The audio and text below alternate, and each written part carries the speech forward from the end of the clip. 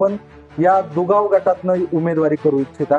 निश्चित प्रकारे या दुगाव गटाची जर आपण सध्याची स्थिती बघितली तर या दुगाव गटाची सद्यस्थिती काय आहे, एकंदरीत या दुगाव गटामध्ये किती गावं आहेत आणि आपल्याला अपेक्षित असणारा कोणकोणते बदल या दुगाव गटामध्ये आपल्याला आहे। नक्कीच दुगाव गटामध्ये टोटल 22 गावं आहेत। त्या 22 गावांमध्ये मी आता बऱ्याचशा गावांमध्ये फिरून आलो। त्याच्यामध्ये काही गावांमध्ये पाणंद रस्त्यांची समस्या आहे, काही गावांमध्ये पिण्याच्या पाण्याची समस्या आहे, काही गावांमध्ये आरोग्याची समस्या आहे। परंतु सर्वात महत्त्वाचं म्हणजे माझं या राजकारणाकडे वळण्याचं कारण म्हणजे जिल्हा परिषद शाळांच्या समस्या।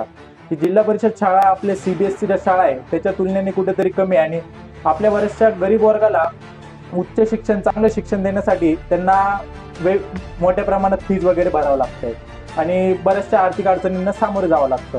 तर आपण जिल्हा परिषद शाळांना जसं की आता आपले विनायक महामुनी आहे लातूरचे झेडपीचे, तर त्यांनी मिशन बालभरारी योजना राबवली। त्याच्यामध्ये स्मार्ट अंगणवाडी, मग त्याच्यामध्ये व्हर्च्युअल डिव्हाइसेस वगैरे, किंवा आपल्या जळगावमध्ये आता दप्तरमुक्त शाळा अशी योजना राबवली। त्याच्यामध्ये शनिवारी विद्यार्थ्यांना बिना दप्तराचे आणलं जातं, म्हणजे येतात विद्यार्थी आणि मग त्या दिवशी त्यांना कला, विज्ञान, संगीत अशा बऱ्याचशा गोष्टी शिकवल्या जातात। त्याच्यामुळे झाले असं की विद्यार्थ्यांची अनुपस्थिती ही 100% जाऊन पोहोचते। अशा बरेचसे बदल आपण हे शिक्षण व्यवस्थेमध्ये करू शकतो।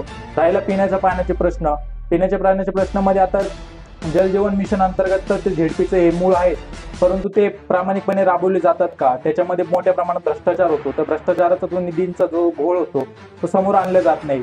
त्याच्यासाठी मला पारदर्शकता निर्माण करायची, जेणेकरून आपण होणारा खर्च आहे तो एक सोशल मीडियाद्वारे म्हणा किंवा एखाद्या वेबसाईटद्वारे म्हणा आपण त्या आपल्या मतदारसंघातील लोकांपर्यंत प्रत्यक्ष पोहोचवू शकतो, जेणेकरून लोकांना समजले पाहिजे जो आपलाच निधी आहे तो आपल्या कामांसाठी कुठे वापरला जातोय, कसा वापरला जातोय याची माहिती लोकांपर्यंत पोहोचणं खूप गरजेचं आहे।